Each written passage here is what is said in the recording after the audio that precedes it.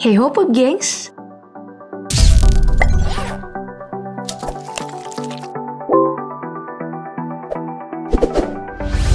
Jadi moda transportasi yang diandalkan di seluruh dunia, perkembangan dunia aviasi lewat pesawat penumpang memang menjadi salah satu hal yang asik untuk terus dibicarakan. Tentang pesawat penumpang, ya mungkin aja pesawat merek Boeing menjadi salah satu yang paling banyak digunakan.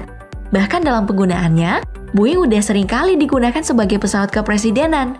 Contohnya aja, untuk pesawat kepresidenan Republik Indonesia berwarna merah putih yang satu ini, merupakan salah satu jenis pesawat Boeing, yaitu Boeing 737. Bagi kamu yang penasaran, kenapa pesawat yang satu ini dijadikan pesawat kepresidenan? Mari kita telusuri bersama di cara pembuatan pesawat tersebut dalam video DP Proses kali ini, proses pembuatan pesawat Boeing 737. Proses pertama yang dilakukan tentu aja adalah pembuatan kerangka. Kalau Elon Musk dengan produksi Tesla-nya percaya pembuatan alat transportasi harus didominasi oleh robot karena minim kesalahan, ya Boeing ini malah memiliki pendapat yang lain karena masih bertahan dengan prinsip klasik, yaitu semua pembuatannya dilakukan oleh manusia. Satu-satunya hal yang dilakukan mesin dalam pembuatan kerangka ini hanyalah untuk memindahkan rangka pesawat yang berat banget. Ya karena kalau pakai tangan manusia, jelas saja kerangkanya nggak bakalan kemana-mana. Malahan si manusianya yang patah tulang. Di sini, kita melihat kalau pembuatan kerangka masih didominasi oleh tangan-tangan pekerja terlatih dan terampil. Pihak Boeing beralasan keterlibatan manusia ini dilakukan agar detail rangka bisa lebih maksimal. Karena pesawat memiliki resiko kecelakaan lebih tinggi dibanding transportasi lainnya.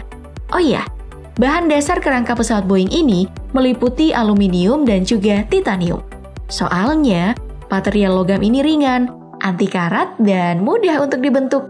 Ideal banget kan untuk pesawat terbang? Dalam tahapan ini, proses kerangka ini dianggap selesai jika semua kerangka dari depan hingga ekor pesawat udah tersambung.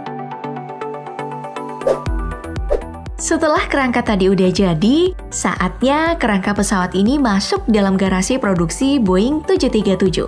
Di garasi inilah, semua unit Boeing akan melewati beberapa tahap yang dimulai dari tahap instalasi saluran air dan listrik. Tahap ini akan berlangsung cukup lama, yaitu selama 3 hari, karena tahapan ini memerlukan ketelitian ekstra dari para pekerja.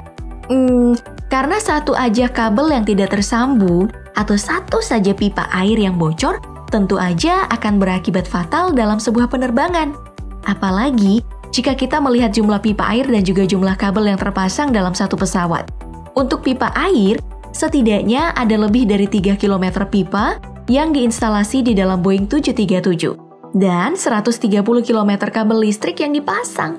Makanya, sesaat setelah proses instalasi ini dilakukan, akan ada tim khusus yang melakukan pengecekan terhadap instalasi saluran air dan juga kelistrikan untuk memastikan semuanya terpasang dengan benar. Nah, setelah itu, meskipun udah terpasang dengan benar dan lulus dalam pengecekan tadi, pihak pengembang juga masih terus berhati-hati. Kalau nantinya ada hal yang tidak diinginkan. Dalam tahap finishing di sini, para pengembang akan memasang sebuah lapisan khusus di lantai dan juga di atap untuk mencegah air merembes masuk ke dalam instalasi listrik. Ya, seperti yang kita tahu, listrik sama air emang jadi musuh bebuyutan dimanapun mereka berada. Dari instalasi tadi, sekarang pesawat masuk nih dalam tahap berikutnya, yaitu pemasangan sayap. Dalam tahap ini, Boeing sekali lagi masih mengandalkan tenaga manusia dalam menyempurnakan pesawat mereka. Setelah diatur sedemikian rupa hingga berada di tempat yang pas, pemasangan sayap ini udah dianggap selesai. Ya, dalam proses pemasangannya, memang pemasangan sayap ini terlihat simpel. Namun, jika kita melihat secara menyeluruh dari awal pembuatan sayap, semuanya akan terlihat lebih rumit. Kerumitan dari pembuatan pesawat ini berasal dari bahan yang digunakan Pop Gengs, yaitu sebuah cairan serat karbon. Dalam pembuatannya, sebuah mesin akan menambah cairan serat karbon, lalu dikeringkan, kemudian dilakukan secara berulang hingga mendapatkan ketebalan yang pas. Ya, kalau dianalogikan dengan kehidupan sehari-hari, proses ini tuh kayak nambah lapisan lakban di paket yang mau kita kirim supaya packaging paketnya itu tebal dan aman. Iya, jadi kebayang dong gimana ribetnya proses ini dilakukan. Setelah sayap udah terpasang, sekarang kita masuk dalam pemasangan mesin. Ya, tentu aja pemasangan hal yang satu ini gak kalah penting dari pemasangan-pemasangan sebelumnya. Karena gak ada mesin, ya gak mungkin dong pesawatnya bisa terbang. Untuk pesawat Boeing 737, mesin yang digunakan adalah dua mesin berjenis turbofan CFM567. Dengan menggunakan mesin ini, si Boeing 737 bisa mencapai kecepatan maksimum 0,785 Mach atau setara dengan 969,3 km per jam. Ya, selain itu ada juga nih keunggulan lain dari mesin turbofan ini, yaitu memiliki ketahanan baling-baling yang gak mudah rusak jika terjadi sesuatu hal yang tidak diinginkan, seperti kemasukan burung yang berkeliaran di landasan terbang. Hal ini bisa dicapai mesin ini karena mendapatkan pengembangan sempurna dari sebuah miniatur mesin yang dikembangkan selama bertahun-tahun. Nah, karena keunggulan inilah yang menjadi salah satu alasan mengapa Boeing 737 dipilih sebagai pesawat kepresidenan. Dalam tahapan ini, kita udah bisa melihat bentuk utuh dari ukuran dari pesawat Boeing 737. Kalau ada yang nanya masalah ukuran, pesawat Boeing 737 standar memiliki panjang 28,65 meter, tinggi ekor 11,23 meter, hingga rentang sayap 28,35 meter.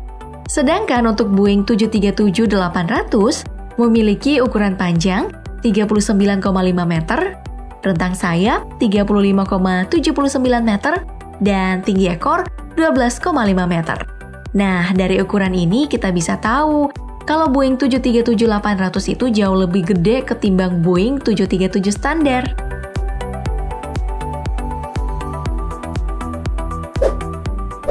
Dari masing-masing di luar pesawat, sekarang kita pindah nih ke dalam pesawat untuk ngeliat pemasangan interior. Secara normal, interior dari pabrik Boeing 737 ini memiliki kapasitas penumpang hingga 124 orang di dalam badan pesawat yang biasanya diproduksi untuk kepentingan penerbangan komersil. Nah, untuk penerbangan non-sipil seperti pesawat presiden yang menggunakan Boeing 737-800, kapasitasnya itu sedikit lebih besar karena bisa menampung hingga 189 orang. Ya, tapi namanya juga interior. Di area ini tuh tentu ada banyak hal yang bisa diubah, tergantung keinginan pelanggan yang memesan Boeing 737. Contohnya saja, ada yang meminta dipasangkan sofa, ruangan berupa kamar tidur, hingga membuat ruang mahal seperti sebuah minibar. Jadi ya ini sih bisa dibilang hal ini sesuai selera pelanggan. Kira-kira kalau kamu punya pesawat Boeing 737, interiornya bakal diisi apaan nih? Dengan selesainya pemasangan interior tadi, sekarang si pesawat masuk nih dalam tahap final check. Dalam tahap ini ada banyak hal yang mendapatkan pengetesan dari tenaga ahli milik Boeing untuk memastikan kesempurnaan dari pesawat. Mulai dari buka tutup roda pesawat, sinkronisasi kemudi ke sayap, dan juga ekor pesawat. Kemudian pengecekan tiap panel yang harus digunakan pilot dan kopilot, hingga pengecekan berbagai sensor yang digunakan khusus untuk pesawat kepresidenan, seperti sensor panas dan perangkat anti serangan rudal.